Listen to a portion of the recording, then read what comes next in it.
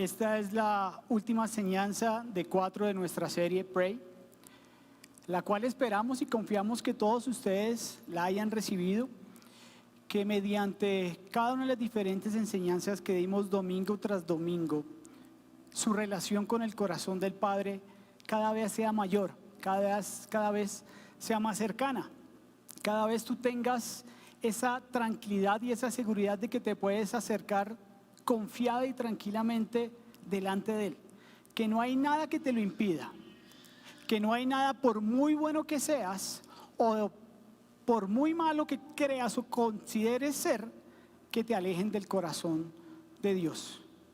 Aprendimos durante estas 3 enseñanzas anteriores que Dios nos diseñó para que nosotros nos comunicáramos con Él, con ese propósito. Él dijo: yo quiero comunicarme con mis hijos. Entonces nosotros tenemos esa facilidad. También aprendimos que Dios es Dios y no el Dios que nosotros queremos que sea para nosotros. Él es Dios, Él es Padre y Él responde a todas y a cada una de nuestras necesidades. Él es un Padre bueno, Él es un Padre de absolutamente todos nosotros. La semana pasada César nos enseñó Padre Nuestro, la forma en que nosotros debemos orar, que nosotros lo sentimos personal, que nosotros lo sentimos propio, pero es Padre de absolutamente todos. Es Padre de tu suegra, es Padre de tu suegro, es Padre de tu esposa, de tu esposo, y también es Padre de todos aquellos que de alguna manera aún no le conocen. Él es Padre de absolutamente todos. También aprendimos que Dios no es una máquina expendedora, que nosotros no nos paramos enfrente de esa máquina, de esa vending machine, y que le pedimos exactamente conforme lo que nosotros queramos, sino es conforme a su voluntad. Nosotros no lo podemos manipular, nosotros no lo podemos obligar, porque Él todo lo que nos da, absolutamente todo lo que nos da, va dirigido conforme a lo que Él anhela y desea y sabe que es mejor para tu vida y para mi vida. También aprendimos que el mejor lugar donde uno puede estar es en el centro de la voluntad de Dios. No hay mejor lugar para estar. Tú puedes pensar: yo estoy mejor en mi sala, o estoy mejor en el trabajo, o estoy mejor jugando fútbol, o estoy mejor haciendo alguna actividad. Pero la verdadera respuesta a esa incógnita que nosotros podemos a veces pensar en nuestra mente, ¿dónde puedo estar yo?, es en el centro de la voluntad de Dios. Estos días estuve viendo una noticia que muy seguramente todos hemos visto, leído, y es la guerra que está sucediendo actualmente entre Ucrania y Rusia. Y esta guerra lleva ya más de 100 días.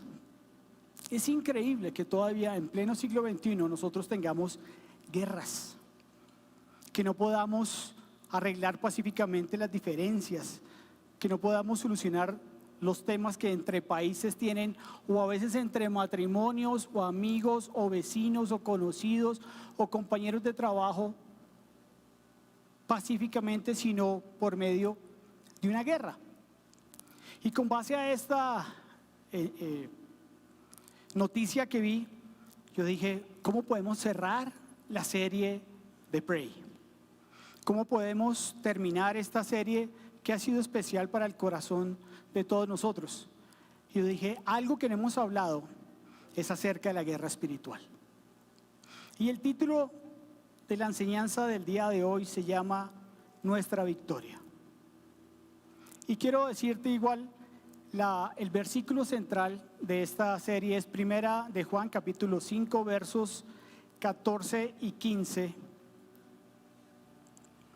Y ya tenemos repetido en todas las enseñanzas. Yo creo que ya no lo deberíamos saber. Voy a tomar un poquito de agua.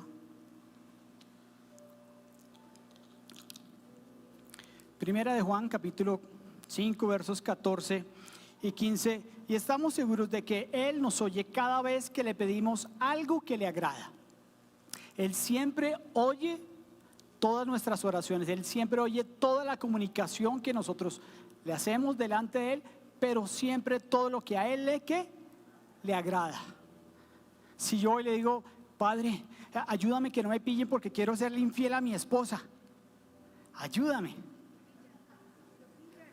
me pillan, mano. ¿Sí? Yo ya lo viví, entonces ya sé cómo es la cosa. Hace muchos años. demasiados años. ¿Sí? Entonces es todo conforme a lo que Él le agrada. Dice, y como sabemos que Él nos oye todo lo que le agrada, cuando le hacemos nuestras peticiones también sabemos que nos dará absolutamente todo lo que le pedimos. Así que hoy vamos a tratar este tema acerca de la guerra espiritual. ¿Alguien ha escuchado ese concepto de guerra espiritual? ¿Alguien ha vivido ese concepto de guerra espiritual? Bueno, si no lo has vivido, si no lo has experimentado, si no lo has escuchado, yo te lo voy a enseñar el día de hoy. Pero, ¿qué es la guerra espiritual y de dónde sale este concepto? La guerra es un conflicto o una batalla, una lucha entre dos o más bandos. Y la parte espiritual nos la enseña la Escritura en Hebreos capítulo 11, verso 13. Por la fe entendemos que todo el universo fue formado por orden de Dios, de modo que lo que ahora vemos no vino de cosas invisibles. ¿De cosas qué? Muy bien, voy a leerlo otra vez. Hebreos capítulo 11, verso 3. Por la fe entendemos que todo el universo fue formado por orden de Dios, de modo que lo que ahora vemos no vino de cosas visibles. El mundo espiritual, aunque tú no lo veas, e incluso aunque tú no lo creas, está ahí. Y la Biblia nos enseña que todo lo que vemos, absolutamente todo lo que está formado dentro del planeta Tierra, fuera del planeta Tierra, universo, cosmos, estrellas, el infinito, todo absolutamente fue formado y fue creado de lo invisible. Todo. Tú te subes a tu carro y eso en algún momento fue creado de lo invisible y hoy en día tú tienes que ver la parte que ha sido creada por medio de lo invisible. Aunque no lo veamos, todo lo que sea creado en este momento tiene un impacto de lo invisible a lo visible. Quiero que esto lo entendamos y que quede bien claro.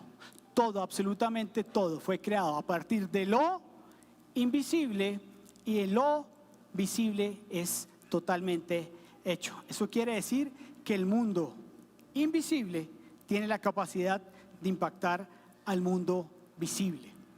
Y nuestra oración tiene un efecto en lo invisible que se manifiesta en lo visible. Por fe tú vas delante de Dios, por fe tú vas delante del corazón del Padre, por fe tú vas en medio de la situación o circunstancia que estés pasando o viviendo, y por fe vas a lo invisible y vas delante de ese creador de todo lo que vemos actualmente que fue creado de lo invisible. Por fe tú vas y le dices: Padre, estoy pasando por esta situación. Padre, ayúdame a corregir esto que tengo de mi vida. Padre, ayúdame a obtener un ascenso en mi trabajo. Padre, ayúdame a ser sano de esta enfermedad. Lo que tú quieras. Pero tú no estás viendo al creador de lo invisible. Por fe tú vas delante de él. ¿Y eso qué? Por medio de tu oración y por medio de lo que te hemos enseñado durante las otras 3 enseñanzas, lo vas a ver visible. En lo invisible hay poder y todo esto se va a ver reflejado en nuestra vida natural, en nuestra vida cotidiana. Cuando se habla de guerra espiritual, normalmente ocurren 2 situaciones particulares. Nosotros los seres humanos somos de extremos. O amamos demasiado, o podemos llegar a odiar también demasiado. O podemos a veces querer trabajar mucho en un extremo, o a veces no querer hacer nada. Y lo mismo sucede acerca de esto de la guerra espiritual, y hay 2 errores básicos. El primero, hacer énfasis excesivo acerca de la guerra espiritual. Todos son demonios. Todos son espíritus malignos, todos son potestades, todos son principados. Tú te subes al bus, tú te subes a un carro, pides un taxi y ves a las personas que se le transforma la cara. Y dices: este man está endemoniado, este man tiene un demonio adentro. Entonces uno arranca a chancletear, a pisar, a palmetear, o sea, a hacerle así con la chaqueta: fuera, fuera. Esto es un extremo. Ese es un extremo excesivo, a que todo lo que vemos lo vemos como un demonio. Que el esposo llegó tarde, dijo que iba a llegar a las 8 de la noche Y llegó a las 9:30 o llegó al otro día. Y dice, no eres tú, no te estoy diciendo, no es tú. Y llegó al otro día. Y la esposa inmediatamente dice, eso es lo que tiene, ese hombre es un demonio. O el hijo, porque está en una etapa de juventud, de rebeldía, que es normal y natural. Entonces uno empieza a pensar inmediatamente, ese muchacho está endemoniado. Ese muchacho tiene algo. O empezamos también a ver en alguna persona cercana a nosotros que está padeciendo de alguna enfermedad. Y dice, es que eso tiene un demonio. Entonces nos vamos al extremo de que todo es un demonio y que todo lo tenemos que empezar a guerrear, a sacar. Y el otro extremo es subestimarlo. El mundo espiritual no existe, eso es puro cuento, que lo visible fue creado lo invisible, eso es mentira, los demonios no existen, los ángeles no existen, nosotros vivimos es por lo que hacemos. Yo soy muy bueno y porque como yo soy muy bueno me merezco que las cosas buenas me pasen, pero como puedo ser también malo, también me merezco que cosas malas me pasen. Pero eso no es verdad, eso no existe. El mundo espiritual no existe. Pues te quiero decir que el mundo espiritual es real, que nuestra batalla es todos los días de nuestra vida. Por eso dice en Hebreos que todo lo que fue creado de lo invisible, y todo lo que nosotros hagamos tiene un impacto en todo lo natural y visible. Con base a esto yo te quiero hacer una pregunta. ¿En qué extremo estás tú? Tú estás en el extremo de que todo lo ves con demonios, todos son potestades, principados, o estás en el extremo contrario. No crees en absolutamente nada de eso. Crees que tú puedes, por medio de tu propia fuerza, de tu propio poder, de tu propio intelecto, hacer absolutamente todo. Pero te quiero decir que ambas cosas están totalmente equivocadas.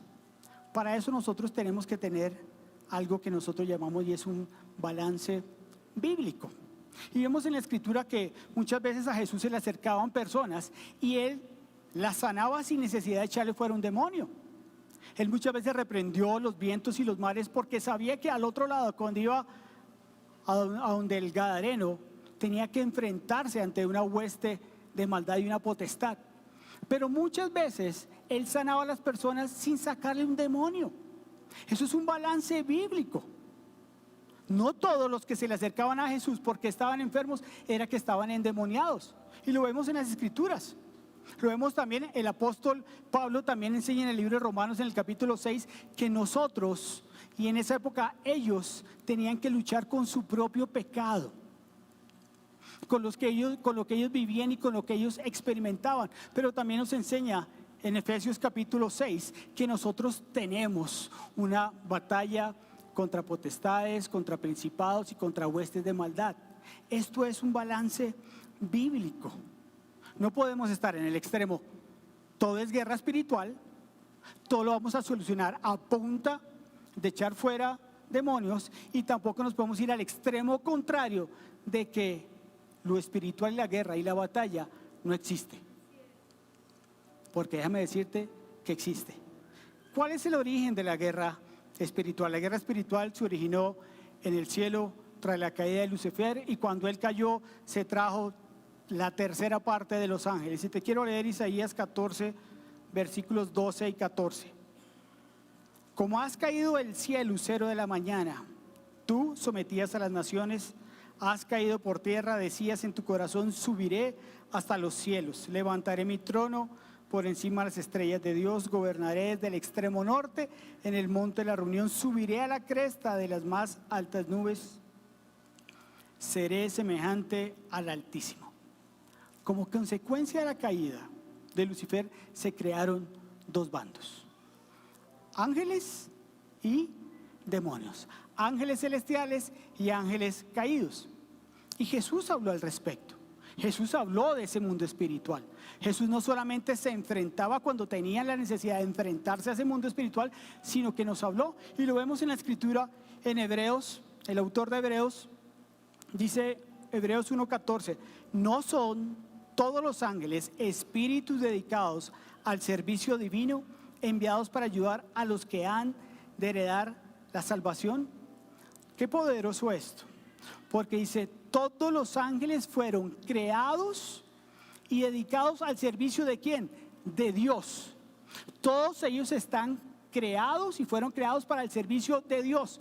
Pero tú y yo, que en algún momento decidimos confiar nuestra vida y confiar nuestra eternidad y confiar nuestro futuro y nuestro regreso a casa, dice que está también a favor de nosotros. Esos ángeles que nosotros no vemos, esos ángeles que pintan con alas que son de 2, de 3 metros, con aureolas, con arpas y demás, que así los pintan. Pero esos seres espirituales que están al servicio del Dios Todopoderoso, dice que también están a favor de nosotros, sus hijos.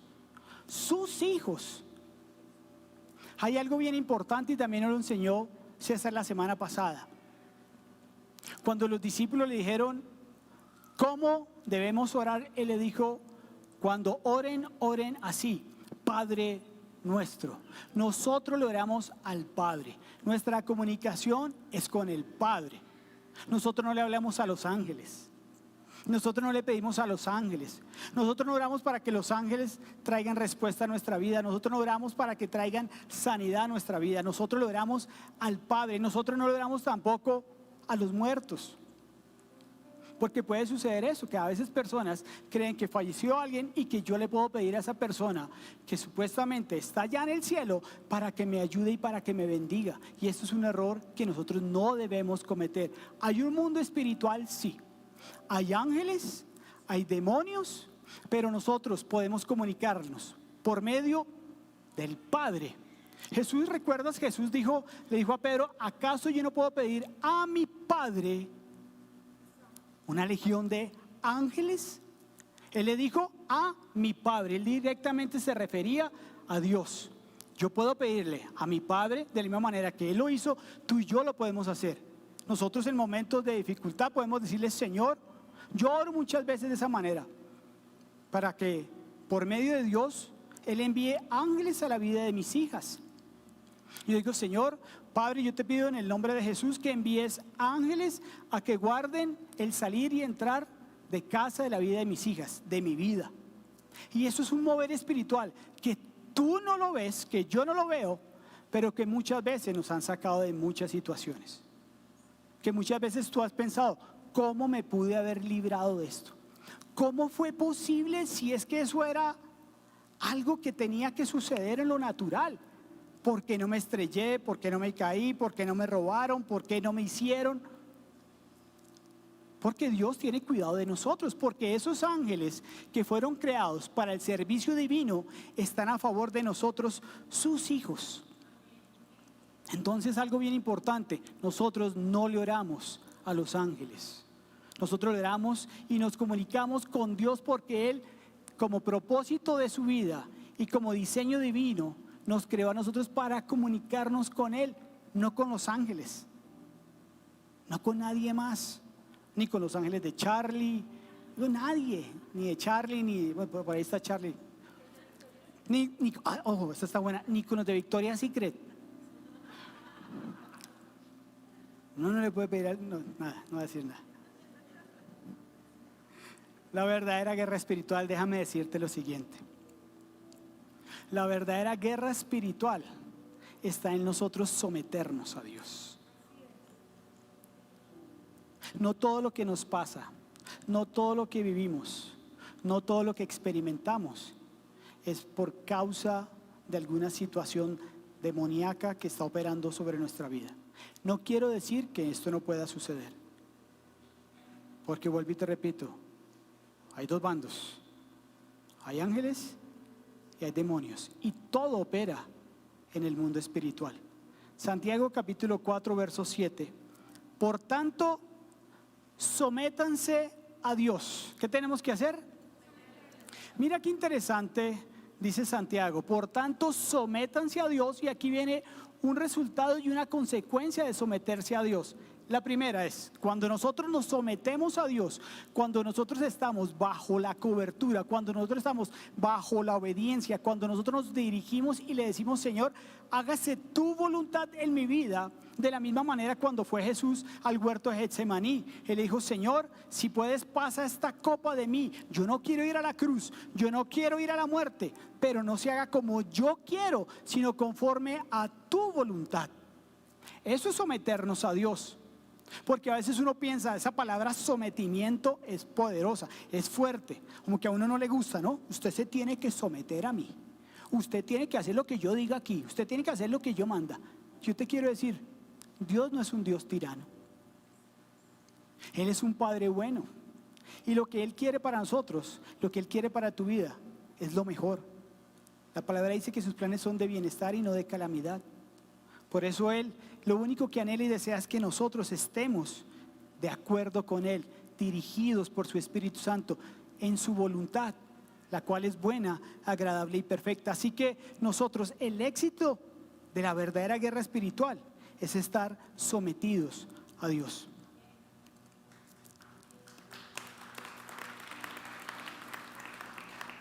Si tú y yo estamos de acuerdo con Él, si tú y yo sabemos cuál es el pensamiento que Él tiene para tu vida, para mi vida, para mi casa, y estamos bajo el sometimiento de su gobierno, porque nosotros en el Padre Nuestro le decimos, venga tu reino a mi vida, gobiérname, haz conmigo lo que quieras, haz conmigo a tu entero antojo, haz con mi vida, con mi matrimonio, con mi salud, con mi trabajo. Eso es someterse a Dios. Vuelvo y te repito, Dios no es un Dios tirano, Él es un Padre bueno, es un Padre que te quiere cuidar, es un Padre que permanentemente te quiere bendecir.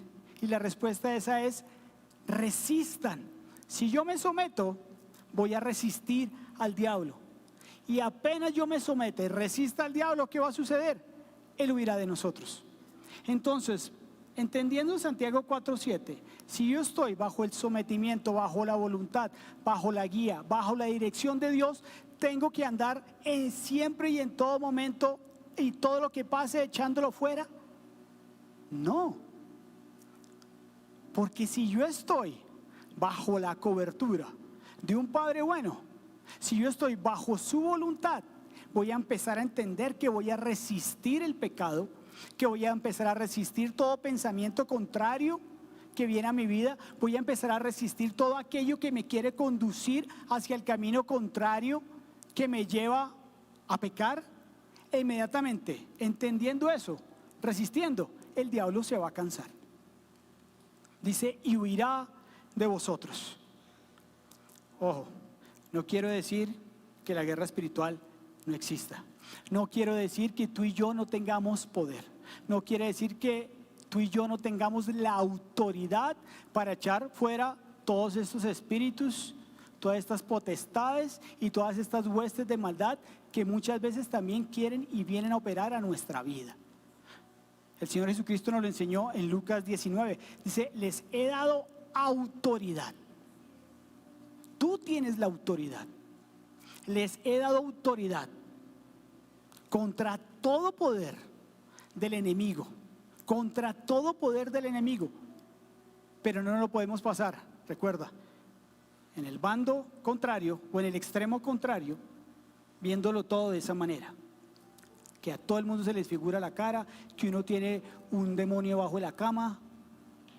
A veces uno se ve en el espejo y uno es el mismo endemoniado, entonces uno se arranca a reprender uno mismo. Sí, yo estoy endemoniado. Oh, no me saquen de contexto, ¿no? Estamos llamados a la batalla. Tú y yo estamos llamados a la batalla. Efesios capítulo 6, verso 10 al 12. Por lo demás, fortalézcanse en el Señor. Mira qué interesante, que van de alguna manera unidos y pegados. En Santiago 4:7 dice, sométanse a Dios. Y en Efesios 6, en el verso 10 dice, por lo demás, fortalézcanse ¿en quién? Fortalezcanse en el Señor y en el poder de sus fuerzas. Revístanse con toda la armadura de Dios para que puedan estar firmes contra las insidias del diablo, porque nuestra lucha no es contra sangre y carne, sino contra principados, contra potestades, contra los poderes de este mundo de tinieblas, contra las fuerzas espirituales de maldad en las regiones celestes. Nosotros estamos fortalecidos en el Señor.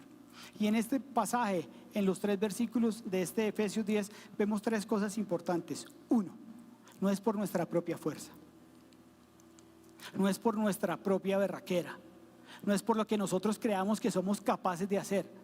Dice, es por la fortaleza del Señor. Es por medio de su poder que mora y habita en nosotros, dado a través del Espíritu Santo. Es por medio de su fortaleza. Es por medio del sometimiento que nosotros tenemos voluntariamente y esa fortaleza que nos da, que podemos resistir al diablo y que Él huirá de nosotros. Lo segundo es esa armadura de Dios. Esa armadura de Dios que en algún momento Pablo ve desde la cárcel y ve a un soldado romano y empieza a mirar, muestre cómo será la armadura de nosotros. Y él empieza a ver desde el cinto, el escudo, la pechera, la espada, los zapatos, el casco. Y es por medio de la armadura de Dios que nosotros también estamos protegidos. No es nuestra propia armadura, no es nuestra propia capacidad, no es nuestro propio intelecto. No es porque nosotros nos consideramos demasiado inteligentes, demasiado sabios, demasiado entendidos. Es por medio de nosotros entender y aprendernos a colocar de esa armadura de Dios, que es la que nos protege. Y en el verso 12 dice, nuestra batalla es contra fuerzas espirituales de maldad en el mundo. Nuestra lucha no es contra personas. Déjame decirte eso. Tu lucha no es con tu esposo. Tu lucha no es contra tu esposa. Tu lucha no es contra tu jefe. Aunque te caiga mal, aunque te regañe, aunque te la monte, tu lucha no es contra él. Tu lucha no es contra un amigo. Tu lucha no es contra el vecino. Tu lucha no es contra el pastor. Tu lucha no es contra un líder. La Biblia nos dice y nos enseña que nuestra lucha no es contra ¿qué? Contra carne y sangre. Nuestra lucha está ¿en dónde? En lo espiritual. Así que nosotros estamos llamados a la batalla. Tenemos que estar listos, atentos, prestos, porque hay un mundo espiritual que gobierna lo visible, que gobierna lo natural. Tú te preguntarás, si es que estás de pronto en el extremo de que yo no creo absolutamente nada de lo que está diciendo este man, pero no le creo ni poquito. Y probablemente te estés haciendo la siguiente pregunta: si nuestra lucha es con ellos, entonces ¿cómo podemos batallar en contra de ellos? Si allá hay un mundo que gobierna, si allá hay un mundo que quiere venir e impactar absolutamente todo lo visible y lo natural, ¿cómo podemos nosotros batallar y pelear con ello? ¿Cuáles son nuestras armas? Te voy a decir cuáles son tus armas, cuáles son mis armas. Segunda de Corintios capítulo 10, versículos 4 y 6. Porque las armas de nuestra contienda no son ¿qué? Carnales. O sea, nuestra pelea no son contra personas. Cuando nos pasen y nos veamos enfrentados a ese tipo de situaciones en nuestra vida, nosotros no tenemos que ir a agarrarnos con la gente, no tenemos que ir a pelear, no tenemos que ir a pelear con absolutamente nadie, porque dice que nuestras armas no son carnales.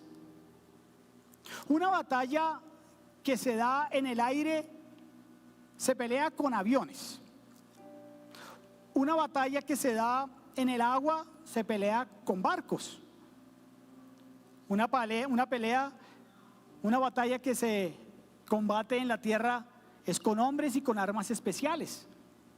Pero aquí 2 Corintios nos dice que nuestra contienda no es carnal, sino que poderosas en Dios para la destrucción de fortalezas, destruyendo especulaciones y todo razonamiento altivo que se levanta contra el conocimiento de Dios, y poniendo todo pensamiento en cautiverio a la obediencia de Cristo, y estando preparados para castigar toda desobediencia cuando la obediencia de ustedes sea completa. Gran parte de nuestra batalla o nuestra guerra espiritual está en nuestra mente. Muchos de nuestros pensamientos son los que nos gobiernan. Muchos de nuestros pensamientos son los que nos llevan y nos incitan a hacer las cosas contrarias a la voluntad de Dios. Pero muchas veces nosotros pensamos que lo que estamos haciendo tiene un impacto y que viene de un mundo espiritual a nuestra vida. Pero déjame decirte que muchas de esas situaciones que nosotros estamos viviendo o experimentando es de la forma que nosotros estamos pensando. Entonces, gran parte también del éxito de nuestra vida, de nuestra batalla espiritual, está en nuestra manera de pensar. Está en cómo nosotros enfrentemos las diferentes situaciones. No todo es un demonio, no todo es un diablo, no todo es un duende o pitufos, como los quieras llamar tú, azules, verdes, rosados. Ni idea. Hay muchas cosas que tú sabes que tienes que aprender a dominar, que tienes que aprender a gobernar en tu mente, porque aquí es donde nosotros libramos la batalla, en nuestra manera de pensar. Por eso dice el verso 5, destruyendo especulaciones y todo racionamiento altivo que se levanta contra el conocimiento de Dios y poniendo todo pensamiento en cautiverio a la obediencia de Cristo. Cuando yo conocí al Señor, después de a mí lo que me pasó, aunque ya te lo dije, ¿no? Venían continuamente pensamientos a mi vida, pensamientos de muchas cosas. Cuando yo me aprendí este versículo de 2 Corintios 10 en el capítulo 10, verso 5, y yo dije, wow. O sea que yo todo pensamiento que vaya contrario a la voluntad de Dios lo puedo llevar cautivo. Dije, aquí está el éxito de mi batalla. Aquí está gran parte del éxito de mi batalla. Señor, yo quiero que todo pensamiento que vaya contrario a tu voluntad y que me quiere llevar a pecar o a hacer lo contrario que tú quieres para mi vida, permíteme llevarlo cautivo a la obediencia de Cristo Jesús. Y así lo he hecho durante muchos años. Porque por supuesto sigo teniendo pensamientos contrarios, porque sigo teniendo esas batallas, porque sigo a veces viendo otras cosas que no debería estar viendo. O sea, por ejemplo, una papa chorreada, eso no lo quiero ver porque me hace daño. No estén pensando cosas que no son. Sí, no estén pensando cosas que no son. La armadura de Dios nos la explica y nos la dice el apóstol Pablo en Efesios capítulo 6, desde el verso 13 al 18, y ahí nos da una explicación de cada una de las partes, cómo se compone en esa armadura, cómo nosotros nos debemos vestir o nos debemos revestir de esa armadura. Dice, ¿cómo están compuestas? Primero está el cinturón de la verdad. Cuando tú y yo nos colocamos esa armadura, vamos a tener cómo protegernos, cómo enfrentarnos, cómo estar preparados. El cinturón de la verdad, nosotros debemos conocer la verdad de la palabra, debemos creerla y debemos ¿qué? Declararla. La coraza de justicia, debemos descansar en el hecho de que somos declarados justos por el sacrificio que Jesús hizo por nosotros. El evangelio de la paz, debemos proclamar el evangelio sin importar cuánta resistencia tengamos. Siempre va a haber resistencia en nuestra vida.